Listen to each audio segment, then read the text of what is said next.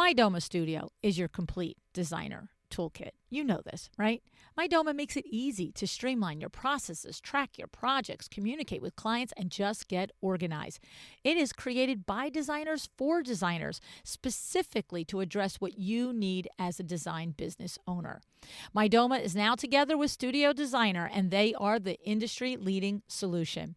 With 20,000 plus users, more designers choose their platform than any other. Are you ready to reach the next level of profitability and efficiency? Book a demo with MyDoma Studio today by going to mydomastudio.com/LuAnn. That's mydomastudio.com/LuAnn.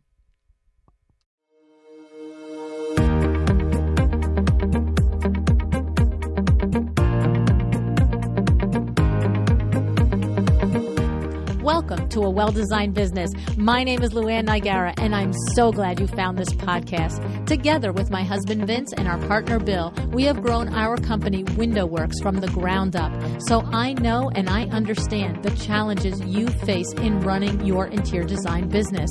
I also know that your talent alone isn't enough to ensure your success. So on this podcast, we talk about strategies and practical steps to help you grow your business. But make no mistake about it, we have our share of fun here too, mixed in with those aha moments that I love so much. This isn't fluff. Nobody has time for that. Whether you are a new interior designer or a seasoned designer, I am here to help you create and to manage the kind of interior design firm that you dream of. It's straight talk and it's action. Are you ready? Let's get started. Hi, welcome to A Well-Designed Business. Before we get to today's guest, Amy Lynn Allard of the Boston-based Amy Lynn Interiors, I want to let you know that the registration is officially open for the Power Talk Friday Tour High Point October 15th, 2021. Of course, if you're on the interest list, you already know that. But this is to let everyone else know. Now, I've been telling you how incredible this day is, how transformative it is for your business, and it's all true. Go over to powertalkfriday.com. Registration is limited, is absolutely limited at 15 attendees maximum, okay? You can be from the window treatment industry. You can be a photographer, an architect, a landscape architect, or an interior designer, of course. And you will learn things about yourself and your business that will blow your mind. I promise. Go to powertalkfriday.com to learn more and sign up. Now, before starting her own interior design firm in 2018, Amy cut her teeth working for high-end kitchen and bath firms. She got extensive experience in the technical aspects of cabinetry, lighting, and functional design, and this allows her to provide her clients with quality precision work. But Amy's technical expertise doesn't stop with design. She's here to share the technical systems that she's put in place that allow her to deliver excellent projects without all of the overwhelm. I'm happy to introduce you to Amy.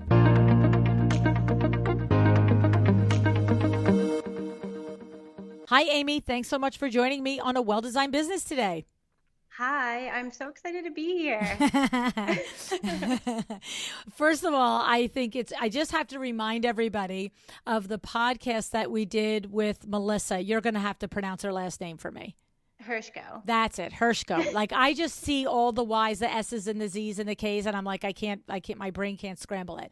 So Hershko. So you used to do a podcast with Melissa on interior design, and Melissa is from Veranda Estates, and we're going to put it in the show notes, Melissa's episode. But she's your good designer bestie friend up in Canada there, right? And I've never met her, which is the wildest thing, but we've just become like inseparable since the podcast. Isn't that funny? I didn't realize that you hadn't met. No.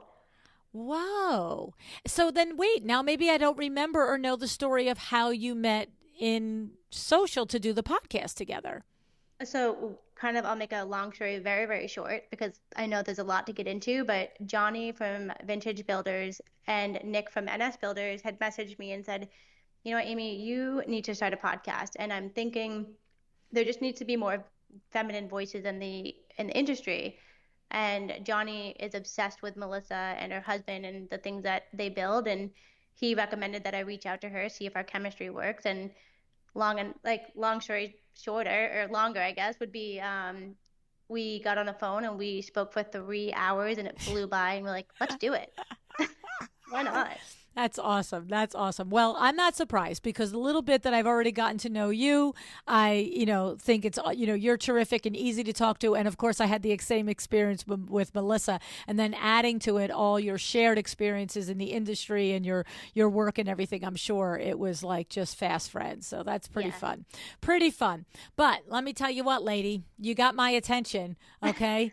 Because here's the email. I'd love to do an episode with you about how creating systems has changed my life, my employees, my happiness, and my time. Okay, that's just right there. You had me at hello line, right? I know you don't have a lot of time in the day, so I was trying to make it very catchy. And the word systems is like one of those words that I think in our industry, like culture, it kind of gets thrown around without the real definition of it. Mm-hmm. And I was like, we need to talk systems. Yes, yes, it's so true. It's funny that you say that because I just recently did an article. So this would be summer 2021, if you're listening in the future, for furniture, lighting, and decor. They asked me to do a series of three short articles for them. And she asked me, Diane, the editor, asked me to write about processes and systems. And you know what I did like for the first one? I'm like, let's have a little chat about what processes are and what systems are. Like, let's establish this. To your point, we throw it around as if we've got it locked down and it's that easy to do, but it's not, right? No, not at all. Yeah. And so you have done this in your business. And for me, I mean, I'll just take the next step and just say, a process is this one thing that you do, right? And so maybe this one thing that you do is you have a discovery call with a client. And within that, process, there is, you make the appointment and you ask for certain information and blah, blah, blah.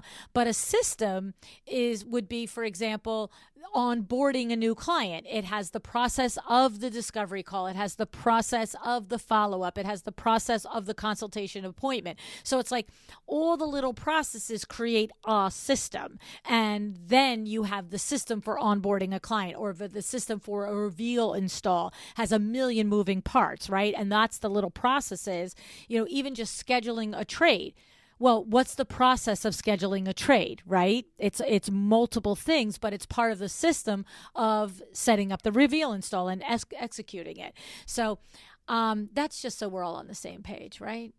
Completely. And I think when it comes to one thing to add would be your process, every step of your process should have a checklist for it.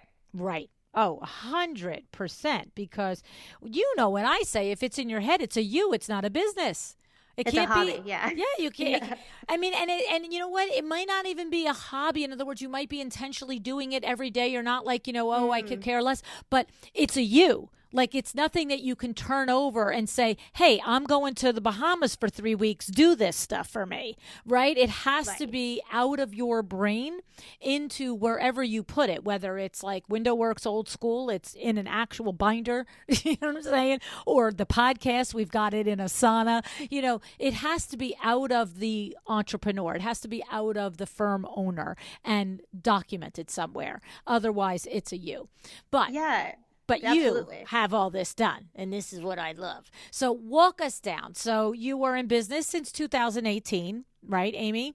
Yes, yep, you've done your research. I have. And what I don't know is, oh, no, I do know that. I do know that you worked for other firms. You worked sort of in design build firms before you opened up your own firm. Am I, clear us up Yeah, with that, right? yeah, so I worked with a design build firm and then which they sold a lot of like high-end imported cabinetry. Mm. We have a small cabinet shop that I worked with for a little bit that was family owned and it really wasn't, well, I mean, it was a business that suited their needs. And then after I worked there, I decided there's a series of events that basically they were going to lay me off. And I decided I don't want to go back to working for another company where I kind of feel in a box and I feel like I'm not really able to deliver my clients exactly what they want because we make more money on this tile or we make more money on that. So I kind of was like delivering them a pre-planned box, if Mm. kind of a way to put it. And I kind of felt like my hands were tied. So I just decided, I want to go to work and make my business something that I enjoy coming to work to. But then I also want to be, I've always loved mentoring and teaching. And uh, really, I think what I missed when I was in college was having a boss or having a mentor that was design driven. Mm, I always had like business coaches, or not business coaches, but like people that knew business really well that I kind of like looked up to, but I didn't really have anyone in the design industry that I could really talk to about what was going on. I think there's been a huge shift recently where more designers are more vocal with things that they're struggling with and they're more approachable. But for a while, there was like a long period where every designer was very stuffy and they really didn't want to associate with other designers. And right. now it's totally different. Oh, completely different. Absolutely. Now it's like, look, there's enough for everybody. Let's be serious. Oh yeah, there really is. Yeah, but that's exactly why I got into business. And I mean, it's interesting you asked that because I was kind of reflecting. I was like, what is LuAnn going to ask me? Because I know she always asks these, like in the previous episodes that I've listened to. You always are asking about their story. And I was realizing my evolution of a designer was like, I was a solopreneur in the beginning. And that was really that phase where you're like, gosh, should I do the right thing? Like, kind of cry yourself to sleep a couple nights, and then you're like, do I really like, am I doing the right thing? And Mm, then this moment comes, and you're like, oh my God, I should have done this way sooner. mm, Why did I not do this sooner? And I feel like that's when you hit the entrepreneur mindset. mhm. And then when you start creating the systems and the processes and really digging into the company and realizing like just because I'm a great designer myself, I need to make me a better designer would be me being able to teach other people how to do what I do. Mm. And I think that's really when the business owner mentality comes in. And I think there's many designers out there that fall in the solopreneur, entrepreneur, and a business owner. And I think that's the three. And I mean, each of those mindsets were really what fueled me in that moment to get to the next step. But I think that's how I can explain the evolution. I've only been in business for a short amount of time, but I feel like I've grown so, so much because of the uncomfort that I felt in each of those areas of my business. Mm, mm. I mentioned it recently. I'm going to mention it again. I heard an interview with Gino Wickman, who is the author and the inventor of the EOS system. And he described that a business owner isn't always an entrepreneur. You can own a business. And for the businesses that don't make the shift and they don't make the strategic moves to be profitable and to be intentional, whether they are run by them, whether it's a solo business or a larger business, it's the business exists and you own it. But an entrepreneur is somebody that does what you are talking about doing, reflecting, pushing through the discomfort, accepting and reflecting on that discomfort, and then thinking, what is the thing here? Taking action on that, and then building in those systems and understanding that it isn't just showing up every day and having it in your head. It's showing up every day, organizing it so that it can be duplicated, whether it's just, look, in Exciting Windows, the other company that we own, we have some wildly successful window treatment professionals that are solopreneurs, and run their business on their terms, make their money, do all the things, but they're well run, systemized businesses. It's not just business happening to them. I think that's what the difference is. When you Yeah. own a business, it's sort of, it either business happens to you or you actually consciously operate the business. Well said. I think that's something to be, it's interesting because when you're saying this, I'm remembering an episode that I was hearing and someone had mentioned that she plans for every Friday morning. She does her invoicing and then she does her client updates. And and she was saying that it was a system, and I was like, oh, okay, so let's dig deeper. Does she have a system for responding to her emails? And for me, it's like, gosh, maybe I should fine tune my email checklist because when I check my emails in the morning, I check them and then I reply back to them, whether it's I'm going to get to it this week or thank you for sending this. Let me look over this the next couple of days and I'll get back to you with an answer or a time that I can get this in my schedule for next week. So I'm not being reactive when I'm reading my emails. And I Mm. have like multiple different scripts that I could choose from where I don't need like there's this, and this could be in my own head, like completely in my own head. But when I read an email and a client's asking me something, I feel like I have to get respond the answer to them right away, but maybe I'm waiting on a vendor, or maybe I'm not waiting on anyone at all. I just literally don't have time in that day. So instead of me not acknowledging the email until I have the information, I'm sending an email back saying, I've got your email. I'm going to plug this into my calendar for 2 p.m. to look over, and I'll get back to you with a couple other like deadlines that I've got to hit, or whatever they're asking. Mm-hmm. But I'm at least plugging into my calendar when it fits, and I'm planning in my week for time blocks of responding to emails, and then mini tasks that take anywhere from like a half hour to 45 minutes. That's commendable, because of course, I've met many of designers that do intentional time blocks, and of course, I've talked about time blocking. We do time blocking at I don't know how WindowWorks, you but do it's it. Don't do it. yeah. Well, you know what it is though. See, there's a difference between day blocking. I think it's and blocking isn't really that. In other words, we have big rock days, we have task days, so certain things must be done by the end of Monday, by the end of Tuesday, by the end of Wednesday. But that's not that shrink it down to time blocking, right? And so I really admire anybody and everybody that I've met that does that. I'll call it micro time blocking, and because I resist it like the plague, I really I do. do too. I think everyone does.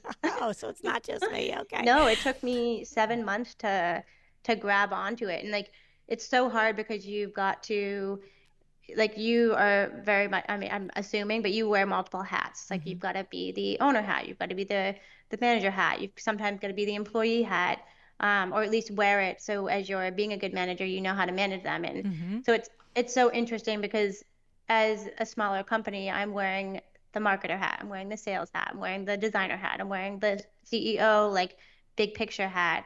And blocking off time for that, you couldn't give me enough hours in the week. And I was starting to get super overwhelmed with running a business with the time blocking. And it was a massage. Like I put in what I thought would work, and then I would reflect, why didn't it work? Was it because of my own brain baggage where I just was being resistant to being put into a box and I don't like that? Mm-hmm. Yep. Hello. Or, Hand up. right?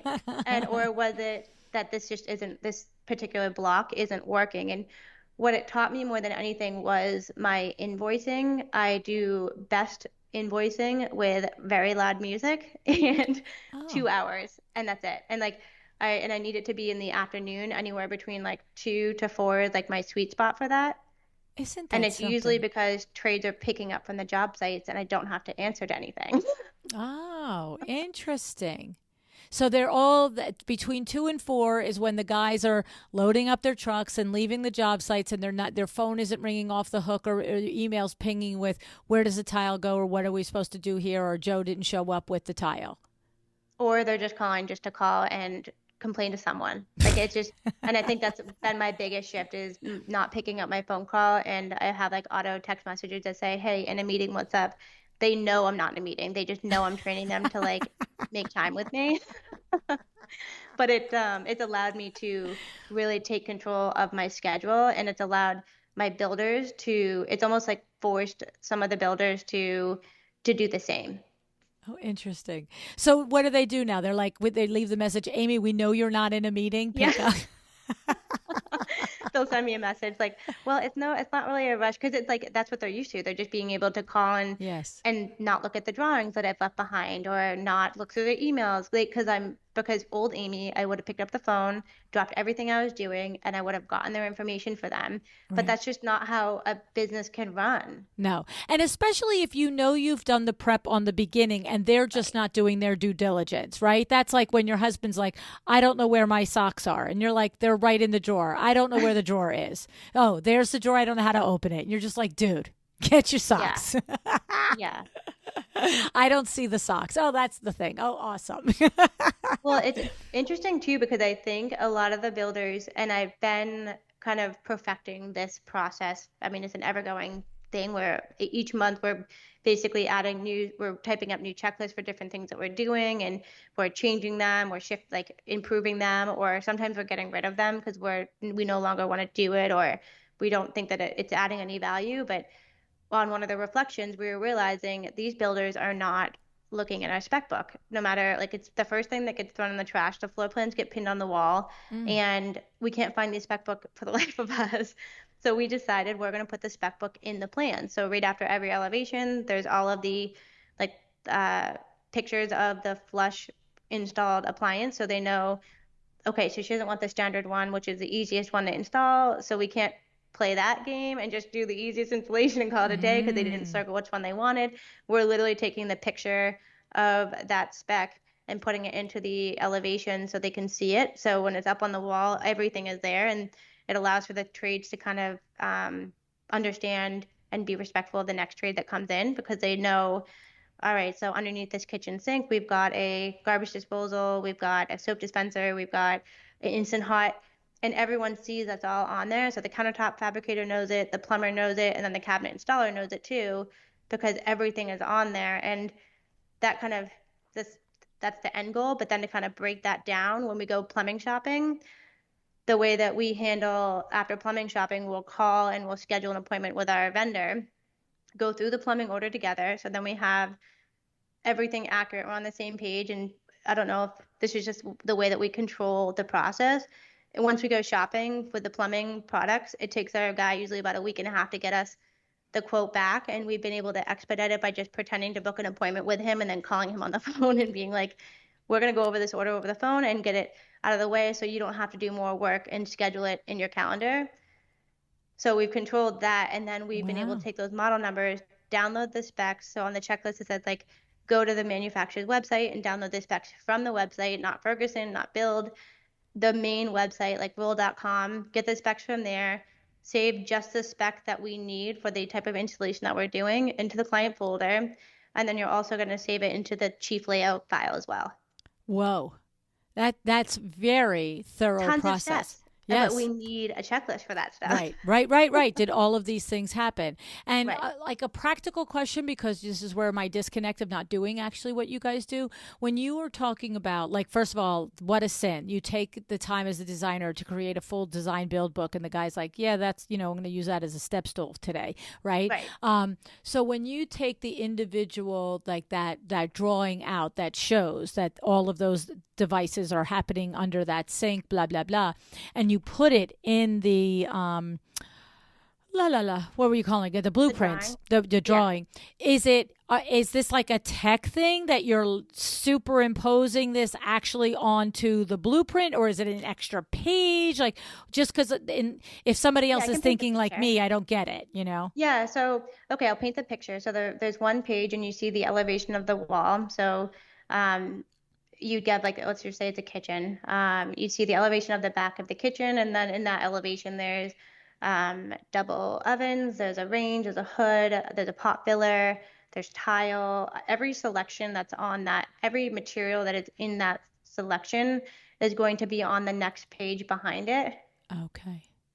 And so it's all very specific. So it's not like so that's how we do it. And an old Amy Lynn Interiors used to have a binder, and it would have all of the specs, and you'd have to flip through the pages. And if we have more than 2 double ovens, they'd be like, well, which double oven is it? And they'd have to flip to find it. And it's just, it's kind of like you in time blocking. You're like, I just don't want to do it. They're like, I just don't want to flip through this damn book, Amy. Right, right. You're spoon feeding feeding like it. A little pits. Yeah. So you still have your design build book, right? But you're spoon feeding the trade the page that they need right at the location and with the drawing and the elevation that they need. It's just like, here it is. You don't have to walk 3 feet over to the counter and flip to that tab in the book. Right. Or God forbid that page is pulled out. Right. Everything is there. Right. That was another thing. They'd like rip the refrigerator specs out and be like, oh, let this thing rip it. I'm like, you do know that binder opens and you can take that page out. Right. You don't have to rip it out. And there might be somebody else besides you that wants to know that information. Right. Yeah. No, that's awesome. I love it. So that's very detailed and very thorough. It reminds me of my conversations both on the podcast and off the podcast with Sarah Lynn Brennan. There must be something about the middle name Lynn there that has a little extra spark of organization inherent to you guys. But same thing, like literally takes everything that they do and breaks it down to the tiniest, tiniest, tiniest chunks so that there is no looking around and saying, well, how come this one guy didn't know that there was an instant hot here, right? It's like Right. there were multiple ways for you to figure out this information. I fed it to you in multiple places in multiple ways. And, I'm looking at your eyeballs, buddy. You just didn't pay attention, right? Right. Right. Okay, cool. Very cool. But, and I was going to say, but that comes from experience. And, you're only 3 years in business, but you come from that design build experience where you worked in those projects and you know all the places that the things break down. And Oh yeah. it's like Kat Anderson teaches our Design Build 201 with LuAnn University. And the 6 modules, Jenny is teaching in 101 how to build a design build book, but Kat is like, here's the plumbing module, here's the cabinetry module, here's the electrical module, and it's literally just what you just said. Here are all the ways that the information you want communicated to the plumber and in buying the plumbing could break down. These are all the Oh, mistakes completely. I've made. This is all the things I've learned from for the dozens of, projects that I've been a part of in all the different roles. And here it is in 1 hour for electrical, 1 hour for plumbing. And it's important to learn from each other these things. And for you, now you are in your firm and you are teaching and mentoring the people that work with you. Yep. Okay. Tell us about the size. Tell us a little bit about your firm, the size and the roles. Right now, I have one full-time employee and I have one part-time, and she's actually only with me for the summer, and she's going back to Suffolk for interior design. Okay. Okay. So it's not this big team yet. Yet. Which is, yeah, I know. I already know yet. I can hear Well, you. I'm like, I don't know. I want to have a satellite office, but I don't know. For me would be more than like no more than 6 employees, but Mm. they would be powerful. Like my girl Jessica, who's full time, she is powerful. Like she's a powerful single employee. And what I mean, I think the agenda, which hopefully we can get into today, but my agenda has just given my employees confidence to know that they can get what they need done, and their day flies by. Like I think every single day we're looking at each other like, how is it already 6 o'clock? Like Mm. it's just, yeah. Well, let's get into it. Talk to us about this strategy of creating this agenda and working with you within your team within this framework of the agendas. Yeah, so I just full transparency, I actually have a business coach and he has me set up on an agenda where it's basically a duplication of that but set for my business and what we're doing. And right now so the agenda is set up at the top. It says Jessica's agenda, and then it will have my favorite quote is, if your actions inspire others to dream more, learn more, do more, and become more, you are a leader, by John Quincy Mm. Adams. And Love that. that's isn't it's fantastic. And then underneath that it will have the D, and I use Dropbox paper because I can create it as a header, either header one or header two, and I can each day I can minimize. But then I can also search throughout their entire agenda to see if they'd called someone before, or if we're looking for like a specific tile that we use on a previous project, and it's just easier to search that way. But anyways, that's just a quick couple benefits of it. Tell me And that you use there. What did you call it? Dropbox it's a note Dropbox paper. paper. Okay. Okay. And another benefit of it is we can both be editing it at the same time, and it's basically like a Teams platform. Mm-hmm. Okay. Okay. So underneath the date, it has wins of the day. I'm a very positive person, and I like to be. I mean, this industry can really, really wear you out if you let it. And so I like to know like a win of the day, whether it's a good thing, if she learned something new, if she completed something before her timeline, if she got a hold of someone that she's been like playing phone tag with. It could be anything. It could be she loved her lunch. Like red flag if her win of the day is loving her lunch, but Yes, right. Huge red flag. That was the best thing that happened, but good for right. you. But it's also helpful too when it comes to the review time, just seeing how much growth she's had. And I also think from a psychology standpoint of her seeing and writing the growth that she's had, it's kind of like comforting. It's like almost like patting yourself on the back. Hmm. So wins of the day, and then underneath is what questions came up, what got in your way, really, because I'm my biggest pet peeve is questions. Like I and I say that, and people are like, "Are you kidding me?" Like there's no there is bad questions. There are tons of bad questions. And for me, it's like if you are going to ask a question and you haven't thought of three possible options for the answer or taken the time to like look up the answer, you're Mm. lazy. And because I'm so solution focused in this industry, and that's one of my core values is being productive, like integrity, have integrity and just really do what's right. I know you're going to make mistakes, but I know you're a good person. So that's okay. Like we all make mistakes, and I know you didn't intentionally do it. So integrity is really big for me. But the be solution focused kind of stems to if you have something that's getting in your way or something that you're not sure about, take a little bit of effort to look into it yourself and bring those things to me, saying, this kind of got in my way, and I was thinking A, B, and C. And then we can have a really good conversation about which direction you should go in. You are singing my tune right here now. That is the truth. It's Ugh, I don't it care drives me what nuts. business I'm in. I don't care if it's Window Works, it's here, it's Exciting Windows, whatever it is. It's like, don't ask me a question because you just want me to find the answer. It's like, Right. do a little legwork, And what's and amazing is like so many good things come from that. right. It's very true, and it's funny because I had a situation with one of my salespeople at WindowWorks about 2 weeks ago. Um, he reached out and he said to me, "I have an appointment that I've got to go on a transom, and not a transom, a trapezoid window, and I really don't know what products will operate on a trapezoid window." And I said to him, I said, "Well, I got to tell you, I'm a little out of the loop here."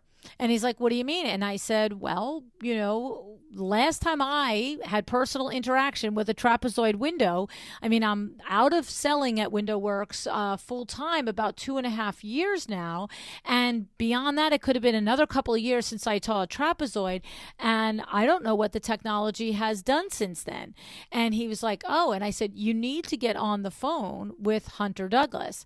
And I could hear in his voice, he's an outstanding person, outstanding salesperson, but right now he is literally overrun with 5 and 6 appointments a day.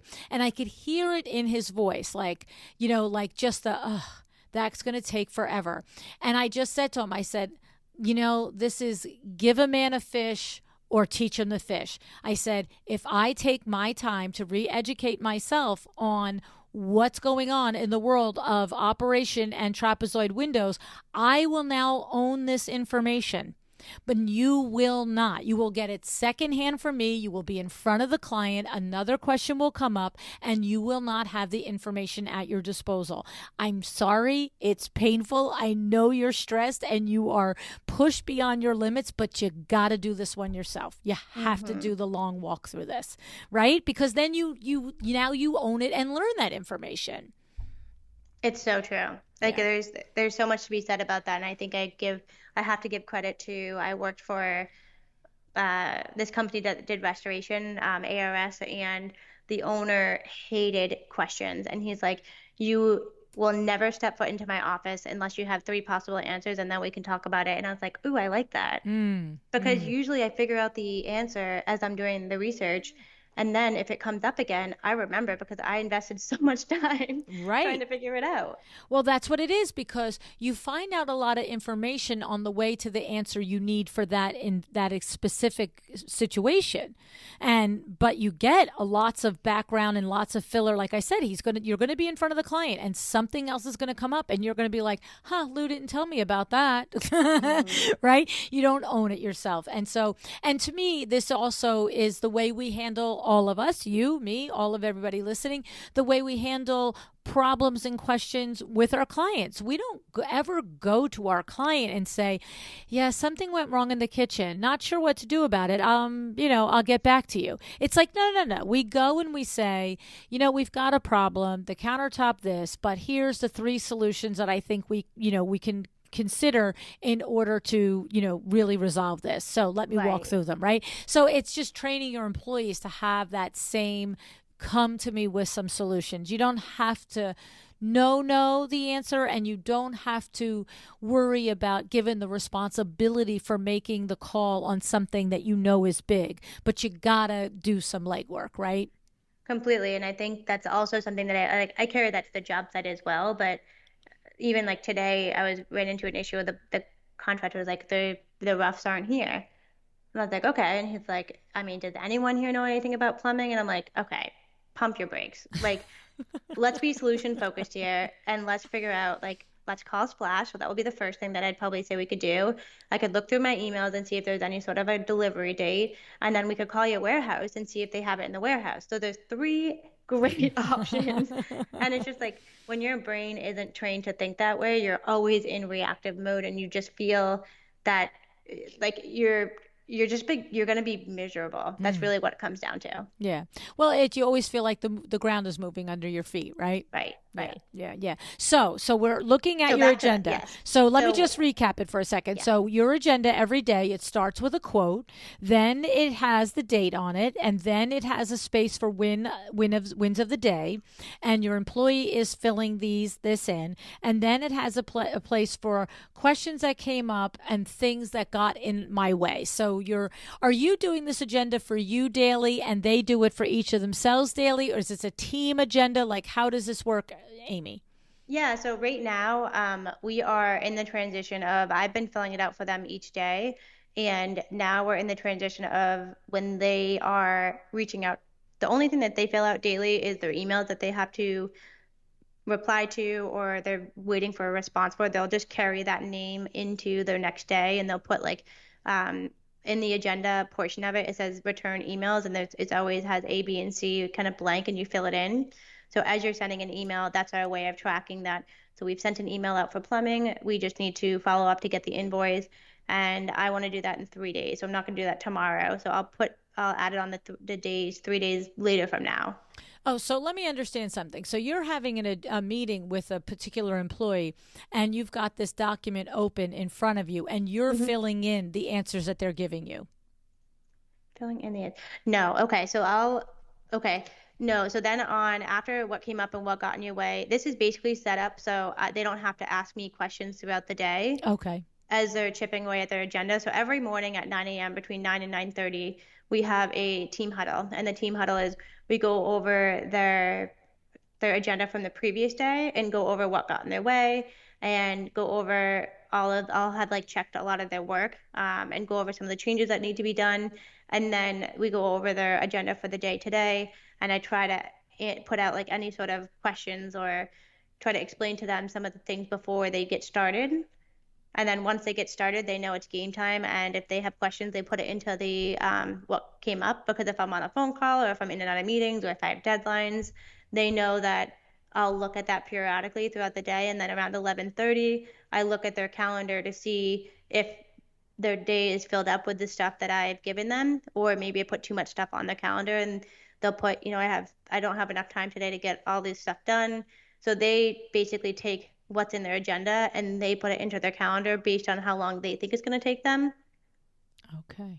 Okay. And then that helps me. So around 11:30, if I'm like, okay, Veronica has too much stuff on her plate, I'm going to add this to Jessica's today because she has 3 hours that are open. And I'm going to pull her aside, let her know that I'm adding it to the schedule, and then she'll add it to her calendar. Okay, so I think maybe we need to finish the agenda items, and then it's going to start to Okay. all appear. So after questions that came up and what got in your way, what's next? The next thing is notes on the day. So this is just kind of if I'm going to be in and out of the office, I just let them know like these are the times that I'm available. These are uh, some things that to have on your radar, or these are some phone numbers that I think you should add to your phone because you'll be calling them in the next couple of days or something.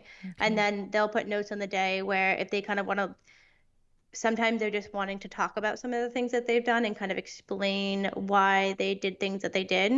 It could be a color choice or color palette. So on the notes, they'll put like client name and then they'll make a little paragraph. Hey, I want you to look at the tile that I put in there. I'm not sure if you're going to like it. So I put a couple different options in there for you to look at. Um, Another one is the height of the toilet mount. There's a note on there that they wanted it higher than normal. Could you specify what height? So if there's like something that they want me just to kind of like look into Mm. or review with them, they'll put that as a note there. Okay. Okay. And then below that is the agenda. Okay. So the agenda would look something like client name, measure powder room, the sconces are on the side. at 15-inch on center, reference the drawing in the initial sketch folder. Client name, print plans. Another client name, add all the items from the PowerPoint for selections to the selection sheets. Another client name, reach out to the appliance store. We need to build a new relationship with them. Send the plans over, make a list of the appliances that we need to get priced out. We're going to do it in Bosch and Thermador. Email a contractor asking him if this is the slab door style that he wants to do. So there's like a bunch of things that sure I could do them all myself, and it probably takes me just as much time to write the initial email, but I want them to be the ones following up and seeing it through.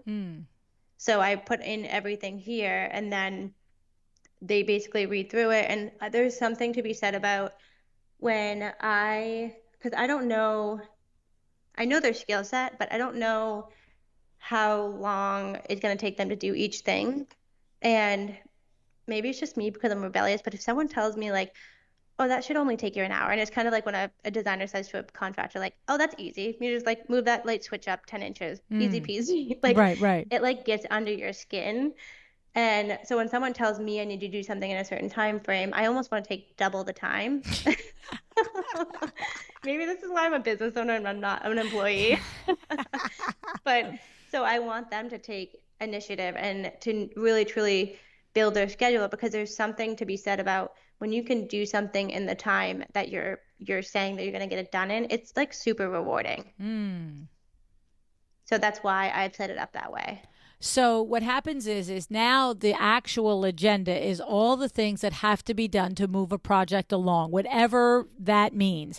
And you have X amount of clients, they all get there. And then is the next step that you're saying that they, because of this time management thing, that they then go put it into their calendar, the way you mentioned earlier, at 2:00, I'm going to answer this email. So they're like, okay, so from 1 to 2, I'm going to call this vendor and I'm going to deal with questions for these 3 clients, because we identified that we've got, 3 different clients that we have to talk about with the plumbing guy or something, right? And they're organizing their day and they put it in, they leave that meeting and they put it in their calendar. And then at 11:30, you're checking in, and one of them has got their day stacked till, so do you instruct them, look, put it in the day, whether you think you're going to get it and not get it done or not, whether it feels like a lot or not, because that's how you then can say, okay, at 11:30, let's flip things around.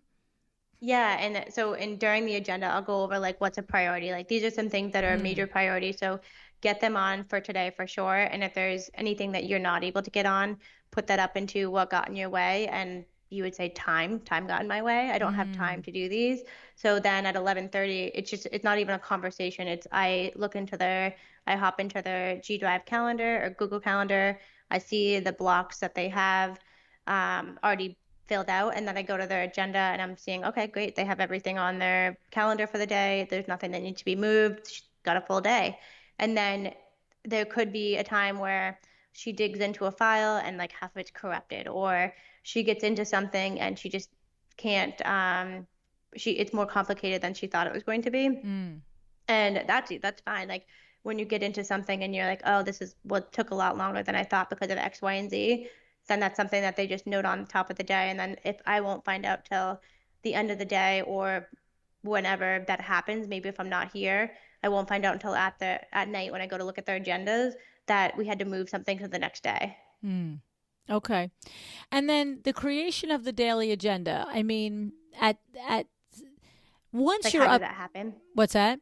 Like how does that happen? Yeah, and I was going to say, once you're up and rolling and you've been doing a system like this for even 3 or 4 days, like to your point, a lot of it organically moves along. So you pick the plumbing, now it's send the invoice for the plumbing, and then it's like, order the plumbing, right? So that kind of moves itself along.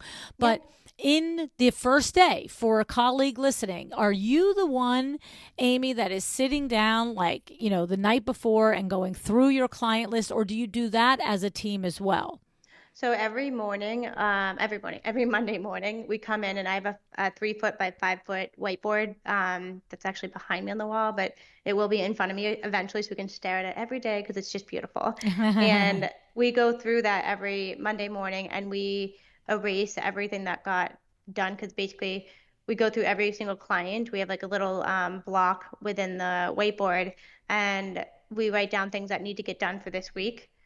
and we're coordinating that with my project tracker. So we open up my project tracker and I'm like, okay, we're on week 7 for um, Kofor client or whatever. And so what does week 7 say we have? All right, I had this. Do we have anything from week 4, 5, or 6 that's kind of like carrying over, or are we pretty current? And so then we kind of brainstorm, well, we did this, and so we need to do X, Y, and Z. Let's throw it up on the board that we need to pick paint colors, and we're on track, and all the things that we have scheduled for this week. And then that basically that team meeting going through every single client, it also generates our biweekly emails, updates, but then it also generates our master to-do list for the week. And then we take that master to-do list for the week and I go through and I color coordinate. I have like 3 different marker colors, one for each employee. And I put a dot next to each of the tasks on the whiteboard that that person in the company can handle. And then as I'm writing that, one of the employees is typing it up and she emails that or makes it as like a Dropbox paper. And then I go and I build the schedule for the week based on that. Wow. Wow. Wow, wow, wow. And so what we're witnessing here is a lot of stopping the train and doing some great intentional planning, analysis and accountability tracking so that once the train gets going again, the week is just running. It's incredible. It really, like, Monday is such an empowering day, and then come Friday, we're like, oh my gosh, we did it. Wow. Wow, wow, Yeah. wow. And you learned this from the business coach that you're working with. A mix of that, and then there's another designer in North Carolina, Kirsten Hart White Interiors. She has the same business coach as I do, and we have biweekly meetings just to kind of brain dump everything that we're learning, but then also because it's pure business that we're learning from him, we're kind of bringing in our process in that. Mm. And that's when I was like, how, I asked her like a simple question, like, how the heck do you know that you have too many clients right now? And she's like, I just know because I'm exhausted each week. I'm like, when haven't you been exhausted, you know? And I'm like, there's got to be a way. And so we went to the coach and we're like, how do you track projects? And he's like, what do you like? We track everything else in your business. Are you really asking me that question? And I'm like, really? Like, Kind how do I of. do it? And so I basically decided that I'm building out a schedule for my clients. So when I sign on for a client, when a client signs on with me for, let's just say, a kitchen, we'll keep it simple. I'll go through and I'll write week 1, we're doing the initial measure. Week 2, we're doing the concept meeting. Week 3, we're coming out, we're creating the designs. Week 4, we're doing the same thing. Week 5, so on and so on and so on. And then after I do the design, because I have the design process right now, and depending on the scale or the complexity of the project, and the personality of the client, how quickly they make decisions, then I go through and I drop hours, like a range of hours per week for that phase. And then I'm able to calculate how many hours a week I can designate on that project. And then if I do that for every single project in the project tracker, I can calculate how many hours a week I have for design time. Mm. Mm. Was that hard to follow? No, and I'll tell you what, it might have been, except that Sarah Lynn Brennan does almost the exact same thing. So if it was like, and as a matter of fact, if it to be true, if it was the first time I heard it, I'd be like, wait a minute. But I get it, and Sandra Funk does something very similar, if not exact the same thing too. And what it is, and I'll repeat it, and you'll make sure I'm understanding it is. Every project, when you have it highly organized and you know every phase and you plug it in. So one particular phase might take 2 weeks to do, or 3 days to do, or 4 weeks to do, or 1 week to do. You put it in, and then you also are based on your past data and your experience, you're saying this phase is 1 week, and within a week it's 15 hours.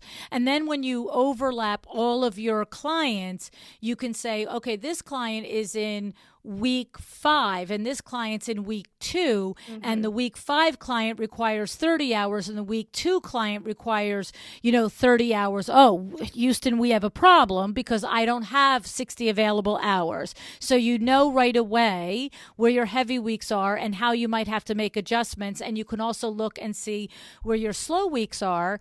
And additionally, you can look ahead as a project winds up and you're having an introductory discovery call. You can look at your board or your tracker, whichever you're using, and say, I could start your project in 2 weeks or 3 weeks or 8 weeks because you've got it all overlapped there, right? Yeah, and I think that's the beauty of being able, and it gives you more control over, let's say the client has a vacation coming up and you want to mark that on there and be like, maybe that can be a week when I am doing some design work, or we're doing some internal things, or we're not meeting, or I have a vacation that I'm planning. So I know it's a 15-week project, but it's actually going to end up being 17 because Mm, 2 of those weeks I'm not going to be here. right. And it allows not only for me to understand, okay, I'm exhausted at the end of each week because I'm not organized, not because I don't have enough work to be doing, or if I don't have a lot of design clients or design time that one week, maybe that's something where I can capitalize on a new marketing plan that I want to do, Right. or I could redo something in our studio. We can focus on our studio. So I feel like just knowing the trade-offs of the hours that we have per week booked it's been life changing. Mm. Well, and you know what it is? It seems to me, it's like if I'm a factory manager and I've got, 6 assembly lines or 12 assembly lines, that's like having 6 clients or 12 clients. And there's the line, and I need X amount of, stations at for every assembly line. But I have this, chess game of people and who needs a break and who needs lunch and who needs that. And then I just move and I evaluate everything so that all the lines are moving. And if a line isn't moving, maybe I know why it's not moving because this guy's on lunch and that, whatever. Like, you know what I'm saying? Like, it's like you're Hmm. really just making it, an actual like I call like a chess game. It's like where are all the moves and where's everybody going, and so that you can make informed decisions is what's happening. Yeah, and to kind of paint the picture for someone that's like trying to figure out what the heck a spreadsheet like this would look like. And I know I'm saying spreadsheets, and probably like half the listeners are like, "Pfft, I'm done listening to this podcast." I don't think any designer likes spreadsheets, but when you make them look pretty, they're actually really nice to work with.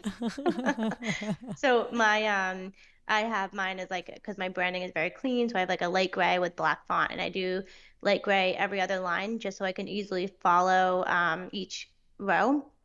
And so across the top is the week. In one column, it will say like 7-7 or 7-5 to 7-10. So I do Monday through Friday. The next column over, the A, B, C, D, the top row, from left to right would have the dates of the week.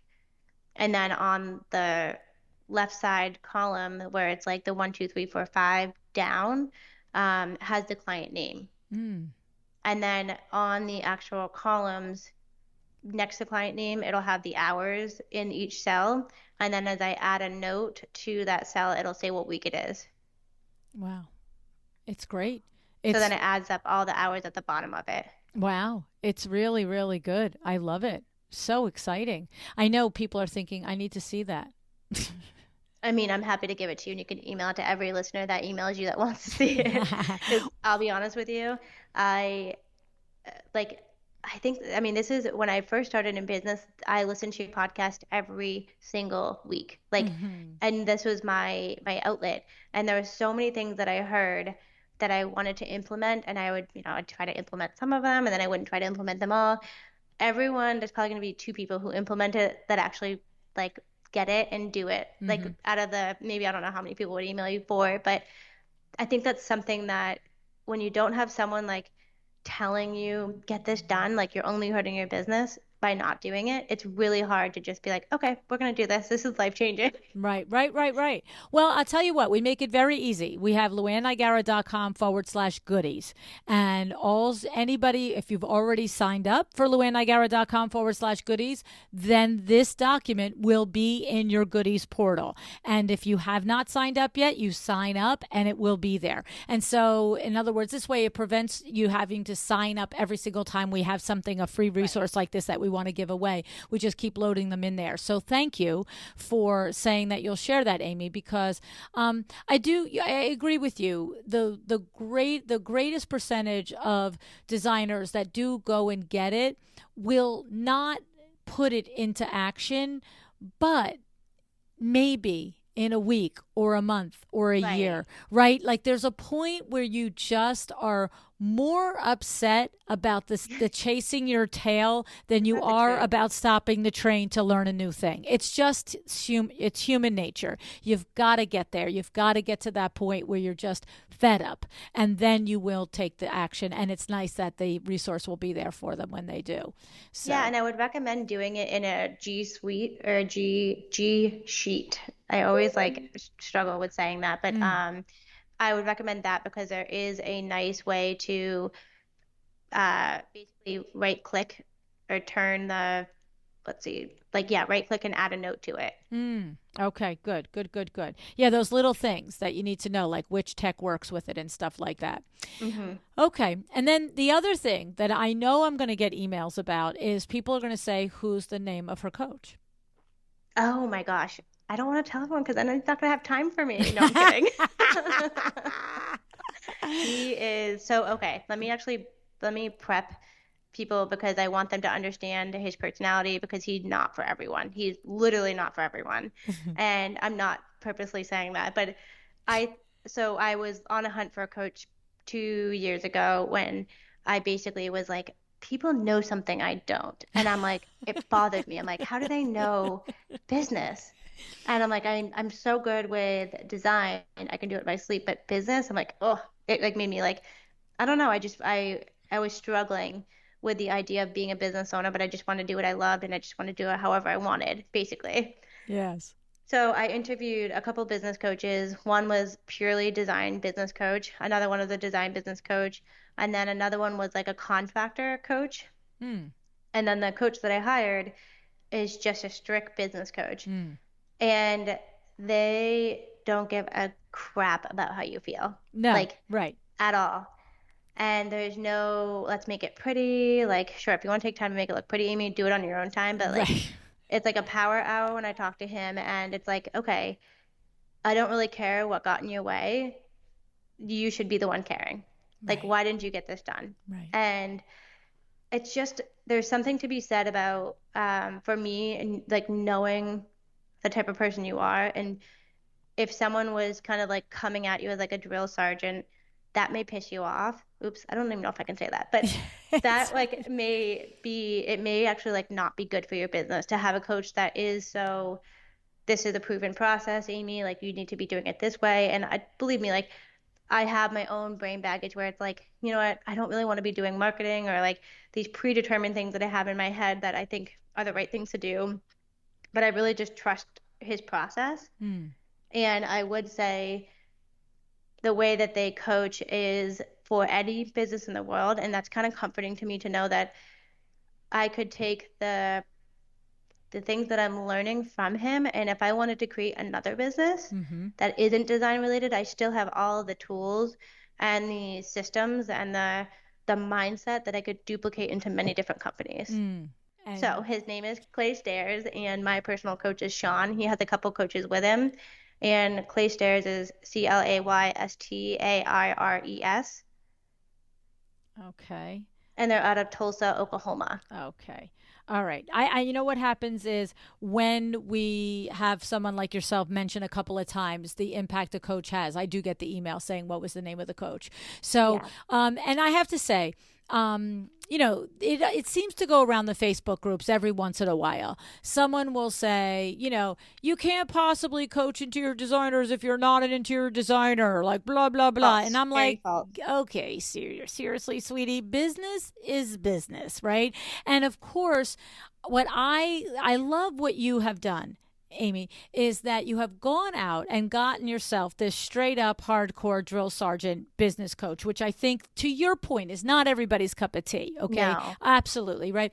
But the thing is, then you have utilized the podcast over the last 3.5 years as well, of rounding out, because there are a lot of things that are very specific to design and to the process that somebody like that is like not really going to have the in-depth knowledge or the perspective. Knowing the failures, Right. like hearing the failures that people talk about or things that didn't work on the podcast is like, that's really what helps me kind of, I heard that didn't work for another designer. Let's talk about that. Exactly. And he's like, sure, let's talk about it, but you're doing it. No, So, you know what? I think you always need to have different voices in your head. You can't just get fed the same stuff all the time. And quite honestly, I love the coaches in our industry that have been designers. I think Veronica Solomon, Sandra Fong, Claire Jeffer, Cheryl Clendenin. Oh my goodness, I mean, I'm going to forget half of the outstanding designers. Terry Taylor. You're going to forget the many that are in the industry, that come from the industry. There's no question. However, they're also typically going to more or less teach you their way that they did it, which is terrific. It's proven and it's successful. Totally. But there is something to be said with mixing both the outside industry voice with the inside industry voice. It's very interesting. And I think it's great. Good for you. Good for you for seeking out the help. There's something to be said too about core values. And I think that's something like in the beginning when I was on my own, I really discovered my ideal client. And that was it was like crystal clear. And then my core values I struggled with. I was like, I don't really want to just throw things in there that every other company has. Like, I truly want core values that mean something to me. And my business coach was like, Amy, if you can't hire and fire off of your core values, they're not strong enough. And so I would say when you're hiring a business coach, you should be hiring based off of your core values and firing based off of your core values, because it should literally put a burning fire inside of you when someone doesn't do something that is on your core values. Right. Well, and you know what? I have had that exact experience. I've had the exact experience of having an employee, and look, it's 40 years, so no listening employee is going to pick themselves out of this, but having an employee that is let's say doing B+ work, right? We love when employees do A+ work, but doing B+ work, let's say 95% of the time. Well, that's a tough thing to look at an employee and say, you're next out of the lane because I want the A+ person. So, there's certain situations where you will do that. But I had this employee that for a very long time was hovering between B+ and A- work. Let's say that. So every once in a while doing A+ work, but mostly the average time was spending between B+ and B-. You know what I'm saying. And then one day, I found that not a direct lie, but the lie of omission, the lie of I'm not going to tell the full story, I'm going to get away with it was the expectation, and we're going to move on. And that was it. That day, it was done. I'm like, this is a non-negotiable for me. We all speak truth here. We take responsibility. We take account. You can wake up in my world and make a flat out mistake 5 days a week. If you're doing your best, or even if you're doing your B+ best, you can make a mistake 5 days a week, honestly. But you lie or mislead me, we have a whole other problem, right? Yeah. And so when you say that, like, listen to me, I immediately get, passionate about it because your statement is so true. Hire and fire within your core values. And for each person, there's going to be a set of, non-negotiables that are your core values, and they may be different to each one of us. Somebody else couldn't live with less than A plus work 5 days a week. My cousin Eileen Right. is like that. Eileen is like, I do A plus, everybody around me does A plus, or I'm not doing it. Like, it's not happening. And I'm Yeah. always like, well, blah blah blah. She's like, you're too easy on people. Well, it's interesting because my intern, she's an intern, and so there's like I only have her for a period of time, but I actually was getting ready to fire her. And Mm. it was her 1 month review, and she called out sick. Granted, she had strep or something, and I I was just like, oh my gosh, this is my first like fire, and she's an intern, and I felt so bad because I'm like, I see the potential in her. There's just something. She's not motivated. She's not doing as I'm asking. She's not following the system. She's not following the checklist. She's not using the agenda the way she needs to, and she was showing up late. She was only on time 2 times out of the month that we had Whoa. her. Yeah. And I called her and I was like, I just want to have a candid conversation with you. And I went through. I was like, I just want to recap like we're having our 1 month review and I want to go over my core values and being task oriented, like the agenda is your Bible, fill it out and complete it, positive mindset, like it's infectious and I own my own business because I don't want to come to work miserable every day. I want to be happy and I want everyone to be there as well and I want you to be here on time and be ready to start and integrity, like, you know, being able to communicate how you feel, even if it's going to upset someone, but doing it with like respect or just Mm. being intentional and really just doing the right thing always, being solution focused, like figuring out, like coming to the table with solutions, but rather than problems, and then production, like getting things done. And I just want to hear a reflection of when you hear these, do you feel that you're contributing to that? Mm. And she broke down and she's like, this is my first real job. I've worked for like my family before and I've kind of always had very relaxed schedules. I want to be held accountable. I want to be better. She's like, I was hoping that you didn't notice this about me. But she's like, I come in every day. I'm like, how does this girl still have energy? Like 9 a.m. in the morning. Like, how are you so ready to go? And I'm like, this is my life. And I'm Yeah. not expecting this to be your life, but I need you when you're here to be here. And I need you to be on time because I have the meeting at 9 a.m. and when you're 5 minutes late or 15 minutes late, I can't start it. And then that throws my entire day off. Like it's kind of disrespectful at that point. Mm. And she came in the next day and I was like, I was ready to like let you go today. But I was like, I just want to let you know there is no like hall pass next time. Like you'll just be gone on the spot. And she came in and she wrote a bunch of goals for each of the in my core values and said for all of these core values, these are my goals that I want to do to prove that I want to be working with you. Mm. And now she's an A plus player. Oh, see, but that's such great leadership on your part. Amy, truly, that's great leadership on your part to, um, you know, really reflect on the ways that she is impacting your firm, reflect on the ways that she was and wasn't living within the ideals of your firm, to have that hard conversation, right? To really just face the conversation, to have it, and to have it with that kind of respect and care for her ego, right?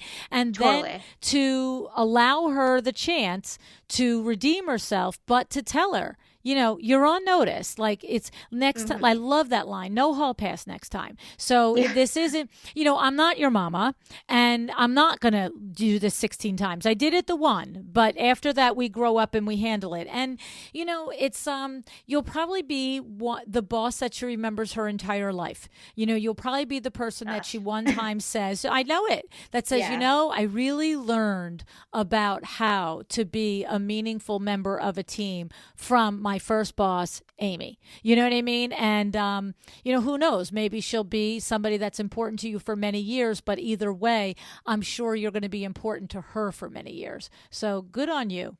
Yeah, and I honestly and if I think back as I'm mentioning this to you and core values, like had I not had those written out and on every job ad that I put out, on every job description and employment letter, like, and if I didn't have them so embedded into what I do every day, I don't think I would have been able to have as constructive of a conversation. Mm, Because that really is the Bible of that call was, let's talk about my core values. Are you hitting them? right. And then I didn't have to talk at all. She knew. Yes. Yes. Yeah. So good. So good. And you're lucky. I have to say, you're lucky that you didn't get one of these, yeah, buts, because then like my brain wants to explode. Oh my gosh. Yeah. Nope. No, no. Oh, yeah, but I just this and I just thought that. And I'm just like, oh, man, I'm too old to hear this one I more would just say time. no. Like, it's just not going to work out. Like, it just, when it's your baby and it's your job, like, and it's your career and everything. And Yeah. because, like, even like, I have a rock star of an employee, Jessica, and if she sees me letting Mm-hmm. her get away with showing up late every day, it It just affects her. within time, it's That's going right. to. Absolutely. It Yeah, affects the entire team when we, overlook somebody who is consistently not meeting their personal goals for within their job and then not meeting the team and the company's, goals for culture and core values and for all of the things. There's no absolutely. question. Yeah. It's like a little cancer that starts, going Couldn't through. agree more. Yeah, absolutely. So good. So good. I mean, honestly, I could talk to you for another hour. I'm I know. 100% certain. It's flown by. Yeah, so good, Amy. Thank you so much. You definitely send me that document and we will put it in luannigara.com/goodies and you can see it and you can color code it to your own company colors. You can do all the things that you You designers have do to to. make things pretty, right? But thank you, Amy. I really do appreciate it. No, likewise. I'm just glad. Like I said, I wanted to scream this from like the rooftop and like I found something out. Like take it and run with it, please. Let's all be successful. That's it. Love it. Love it. Love it. Thank you. Have a great day. Likewise.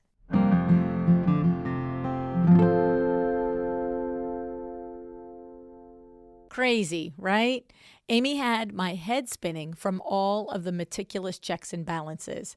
And I wonder, are you intrigued and you can't wait to get started? Well, then I suggest you go to luannigara.com/goodies. Or does it make you want to run screaming from this style of stop everything until you have every hour planned and accounted for kind of structure, right? Well, if the latter is you, you heard it. Amy resisted it, and I don't blame her. Systems are intense. The thing is, though, Amy knows why she's doing it. She has these 3 reasons. Number 1, she wants to make sure she delivers an excellent project to her clients. Number 2, she wants to prevent herself and her team from getting overwhelmed. And number 3, she wants to teach her team so that she can hit her goal of growing her firm. Okay. So when you think of it this way, it makes perfect sense, doesn't it? She's growing a reputation among both clients and trades for excellent work. She's preserving her mental and physical health, and she's laying the groundwork for a nice sized firm that hungs along while she might be off taking 2 weeks in the Bahamas, right? Because we all know we can be on the beach with the pina colada, but we don't really enjoy it as much if we don't get to sit there and think everything is locked down back at the business, right? You don't get the 2 thumbs up at the doctor if you're in a constant state of overwhelm and stress. And you don't get to build a great reputation if things are always falling through the cracks. It doesn't just happen. So if you've got big goals, the work starts now. The foundation has to be built. The systems must be put in place and you must document them.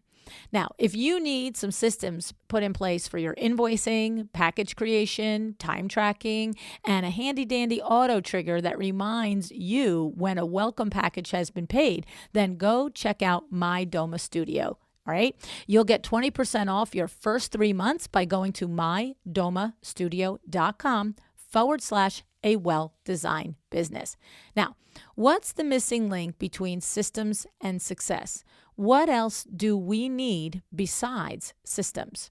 Well, we have to make sure everyone is on the same page. This is a big one because we can create lists and calendars and auto triggers all day long, but without a common understanding among us and the people that work for us, the ones that are going around getting the things done, it's not going to work, right? And I just love how Amy handled the intern who wasn't exactly on the same page as her. Realistically, this intern probably deserved to be fired, right? You probably had the same thought. And Amy could have done that, especially since it was an intern. Instead, she chose to treat the intern like a full-time permanent employee. She decided to have a hard conversation with her and give the intern space to reflect, to rally, to take her job seriously, and to mature professionally, right? It's really a kindness that Amy did for her because it's no fun to deal with underperforming staff, but she did a really great job and she left the choice up to the intern, right? Can you imagine the impact that she's had on that young person's life? I mean, way to go, Amy. High five on that, right? Now, the other thing that struck me about Amy's technique was what she calls reflections. She makes a point to periodically reflect upon her systems, to kick out the ones that aren't helpful and iterate and improve on the ones that she's liking, right? She just has this sort of practical humility about her, right? It sort of says, I'm fairly new in business and I've got a great coach, but I don't have it all figured out. And I'm definitely open to improvement. And I am sure Amy blocks time out for those reflections, right? You can imagine it, right? She makes sure it happens because we all know those are the first things that get pushed off when we're busy. So what do you think? Will you start Monday morning at the whiteboard reviewing projects with your staff?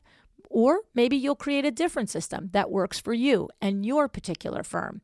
Whatever system you choose, the point here is to start.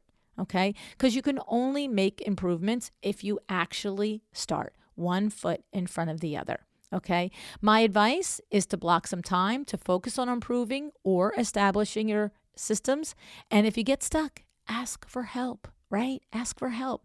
You can do it. There are so many resources available to you. There are coaches and consultants available. You have the Lu University classes devoted to different aspects of the system.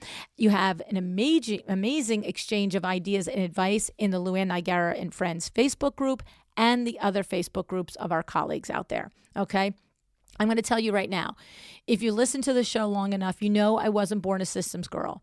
And you know that maybe you would say, well, you're smart enough to know that that's a big thing in order to be successful, okay? In order to create what you've created, right? Well, I have to tell you, that's not really it.